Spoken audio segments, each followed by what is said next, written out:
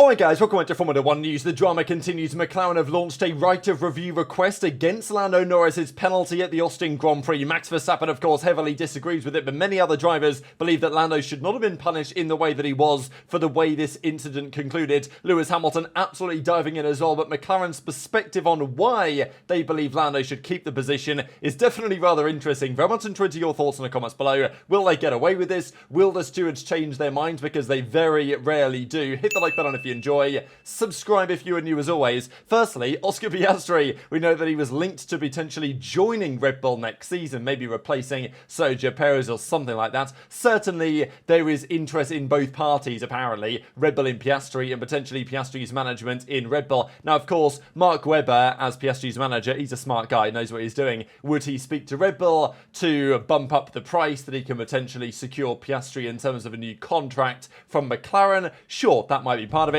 And as, of course, Piastri says, I wouldn't be a week in Formula 1 without some sort of comment. And Helmut Marko, on all the various matters, says, I'm happy where I am. As far as I'm aware, there's no truth to it. As we know, Helmut Marko says an awful lot to the press. So we'll see if that goes anywhere. It probably will not. Quickly on Lando Norris, before we get into all the drama of the day, though, he had a few comments on Max Verstappen. And, these are kind of classic Lando Norris comments in some respects. Some will say, classic Lando. Some will say, Lando's not got that dog in him, does he have the right mentality to be a champion? And Lando Norris says, look, Max's only job is to beat him rather than to win races. And I'm like, yeah, that's how it works. You're in a championship fight. If you're ahead of the championship, you're not going to win. You've just got to beat your rival. Max knows this. Seems like it's taken Lando 20 races to figure this out. But it's finally worked out that actually, no, it's not all about for Max. It's like, the decision that Red Bull made to effectively allow themselves to get undercut by Sainz in the US Grand Prix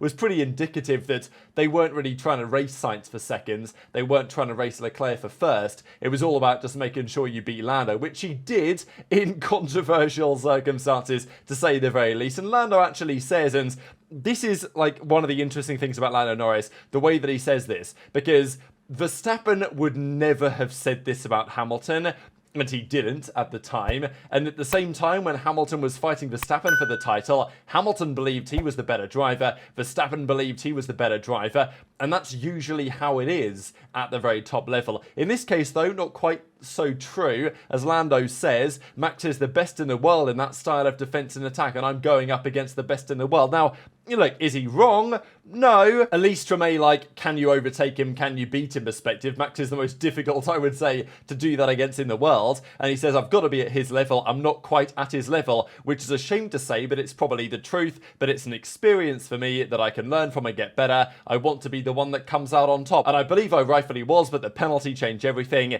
He raced Lewis for championships in these environments that build pressure more than I have, but I'm learning, I'm doing the best that I can. I want to win, I want to be successful, and I want to beat Max, and I won't be happy until I do exactly that. So, fair statement from Lando, but it's also like in a championship fight, you don't usually get your, championship rival saying that you're the best in the world. Usually they think they're the best in the world, but, this is like Lando's general mentality on these things. So, McLaren, they've launched this right of review request. Now, after the US Grand Prix, they said they weren't going to do anything about it, but clearly their mind has been changed and now they want to push for it. Now, the first thing to understand about this is that the way the stewards determine things is they say our decision was correct unless you can bring us some new evidence, significant and relevant new element which was unavailable to the party seeking the review at the time of the decision, which is, to be honest, a stupid rule in my opinion, because it's basically the stewards saying we are right always. The only reason why we would ever be wrong is because we didn't have access to a certain piece of information. If you can't provide it, if there's nothing new for us to consider, then we were right. Unlucky guys, better luck next time. That's pretty much how they handle it, the stewards. And even if you do request a right of review now and it gets rejected, you have to pay a big fine or pay a fee to the stewards for this. So McLaren probably believe they have something to go on here. The likely outcome is the stewards just say, unlucky guys, nothing new here, we're going to throw it out. But McLaren have an interesting perspective. Will they just turn up with a couple of pictures and a dream? Unlikely. What they will likely do is consider a new angle on this that McLaren are talking about and Lando's talking about that I'd not really heard discussed before. So this is what McLaren say, that actually Norris was not the overtaking car, he was the defending car. So the rules are stupid, and we're going to discuss that in a second, and the fact that Verstappen is able to brake deep, push his opponent off the track, go off track himself, and then still hold on to position is questionable at the very best, and many drivers, including Lewis Hamilton, are about to suggest in the coming seconds here that that needs to change. But McLaren can't fight that because that's the way the rules are written. Max was ahead at the apex, and therefore Lando is not able to overtake off the track, and it was a penalty for Lando on that level. Of course, the argument is whether Max should also have been punished or exactly what you do about it, right? But McLaren aren't going to say, well, your rules are stupid and therefore this, because that's not going to work, is it, right? Like, the rules are the rules might be wrong, they might need to be changed, and maybe they will over the near term,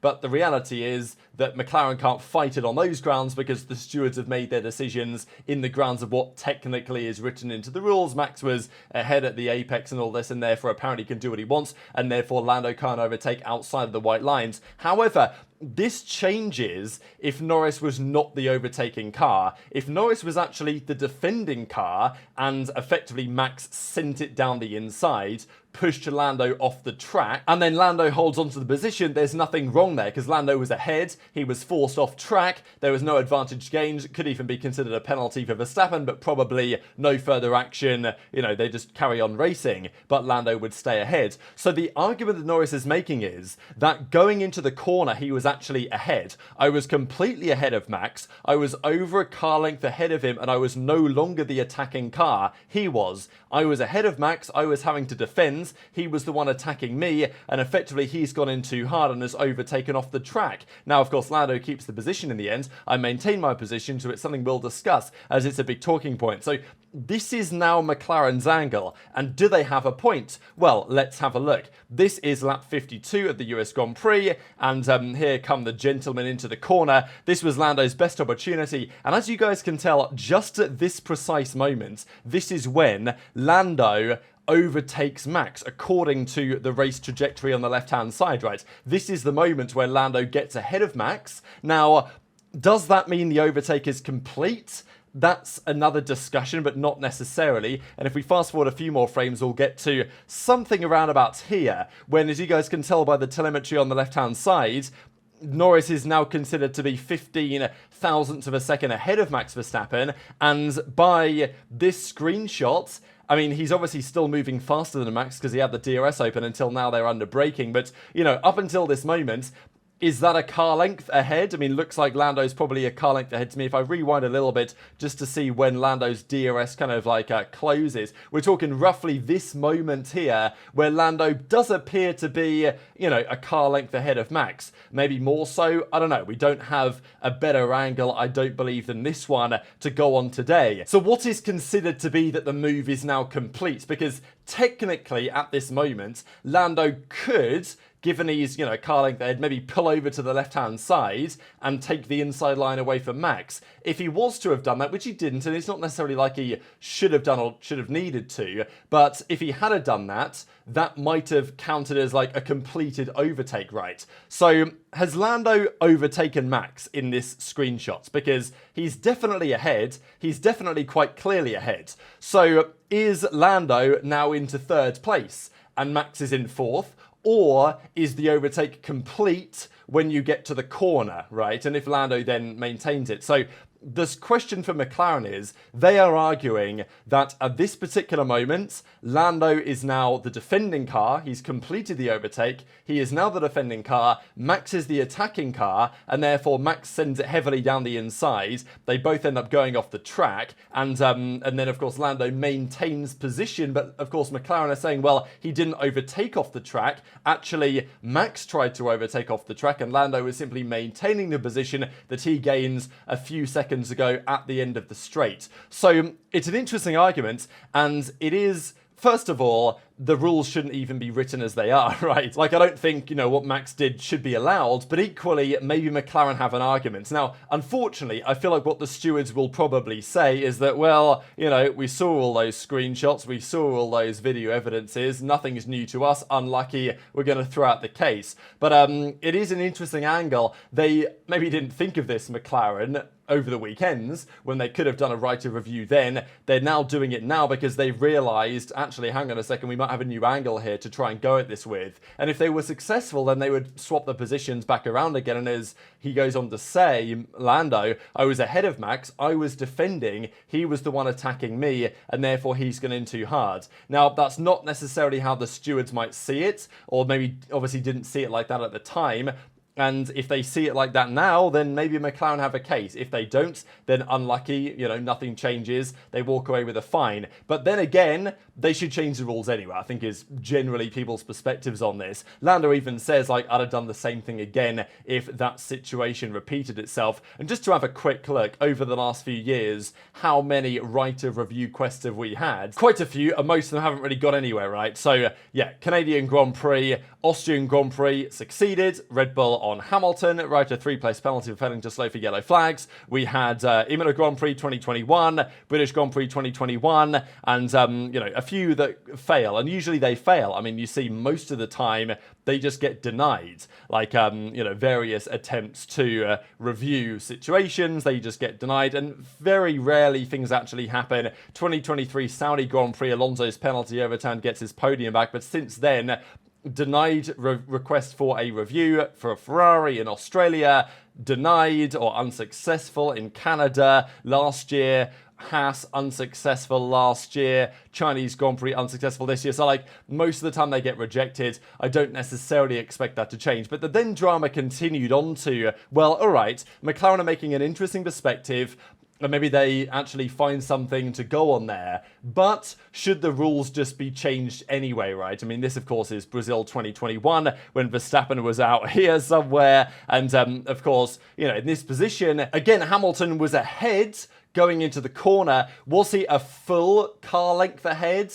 I'm not sure. He would have probably been close at this particular lap in 2021, but possibly not fully, as Lando appears to have been. And then, Max goes in super deep, ushers Hamilton off the road, gets ahead at the apex, but maybe the argument is, okay, well, if Norris was ahead going into the corner on entry to the corner and a car length ahead, then maybe that's McLaren's argument. But look, the reality is that if you go deep off the track, you push the other guy wide, you have also gained an advantage by going off track. And in this case, Hamilton, of course, couldn't come through to take back the position because of the way the track is designed, whereas obviously Norris could and did at the US Grand Prix last weekend. So Hamilton was asked about this and said, all right, what do you think? Should they change the rules? And he says, I've experienced it many times with Max. You shouldn't just be able to launch the car on the inside and be ahead, and then you go off and still hold your position onwards. Going on to say, it's interesting people are talking about it now because the same thing happened to me back in 2021. So I wanted to show what Hamilton had to say on this, because I think the way that he phrases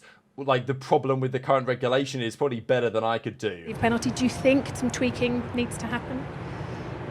I have for a long time, and it's interesting that people are talking about it now, because it's the same thing happened to me in 2021, and if you take Brazil into account, for example, under braking you're ahead, but then the car just comes off the brakes and doesn't make the corner, and you have to go wide, but then they say you both went wide, but you had no choice, because you had to avoid collision. There definitely needs to be something done about it, because it's happening a lot now, and you shouldn't be able to come off the brakes and run more speed in, go off track and still hold your place. So it is interesting that this is the way the rules are, and Max can get away with doing that, and he has been able to now for several years. Most other drivers on the grid don't really, approach things like that, do they, right? They are more inclined to race in a more traditional manner where these type of tactics aren't really viable. But Max is willing to, and does, utilize whatever he can for an advantage. And of course, the argument is, well, don't hate the player, hate the game, right? There's a problem in the rules that's exploitable, and Max is one of the only guys to actually be doing that. But we are seeing it more and more, and we will start to see it from other drivers as well. If Max is trying to make progress past Lando, you know, why isn't Lando going to do something like this? He probably will while it's allowed. Even though, as Hamilton says rather eloquently, if you are just going to go deep, force the other guy wide and off the track, because it's not like he can turn in because you're going to collide, and that's not feasible either, and then they just get to hold on to the position. That doesn't really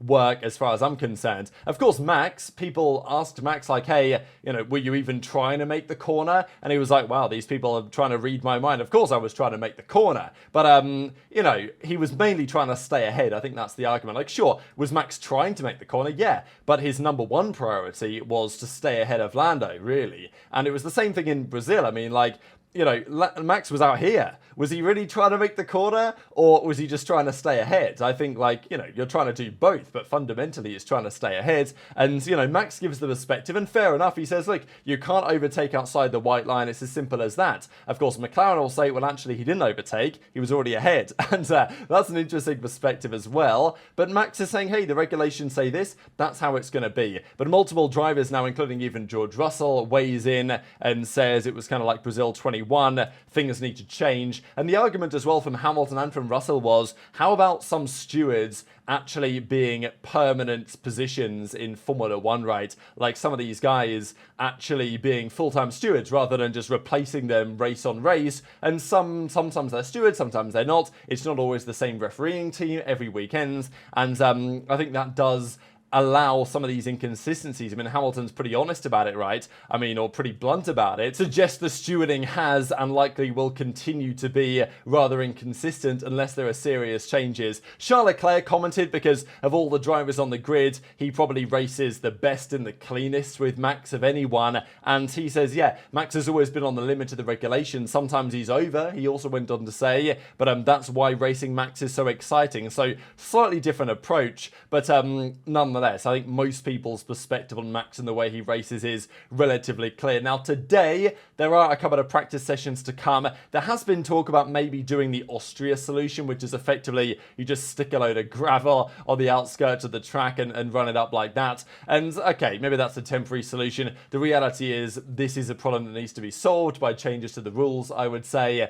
driving standards, regulations, and stuff like that. Maybe that's going to happen. But yes, FP1 is here. Kimi Antonelli will be in Hamilton's car this FP1 session. FP2 is a Pirelli tyre test session, so not going to be super relevant. But I think because Hamilton is going to be running that car instead of Antonelli, of course, because he's going to be back in his own car for the free practice 2 session, that means that they allow him just to run normal tyres. So it might be that, you know, the only drivers that are running normal tyres are the drivers that got replaced by a rookie in FP1, which is the case for quite a few drivers. But because Russell crashed the W15 during qualifying, Hamilton had the choice as to whether he goes for the new upgrade package or whether he doesn't, and Hamilton decided to go for it. So, yeah, Hamilton will be taking on the new upgrades that they brought to Austin, and obviously hoping that they can sort them out better and, you know, make them work more effectively than before. So Russell's still going to be on the older spec because, you know, they're trying to get it ready for the Brazilian Grand Prix weekends, those repaired parts, but it's obviously not ideal. So, you know, Hamilton must believe that the new upgrades are theoretically faster. It's just about executing that, which they sometimes got it right at Austin, and most of the time got it quite substantially wrong. But very much interested to your thoughts in the comments. Hit the like button if you enjoyed, subscribe if you're new, take care, and I'll see you next time.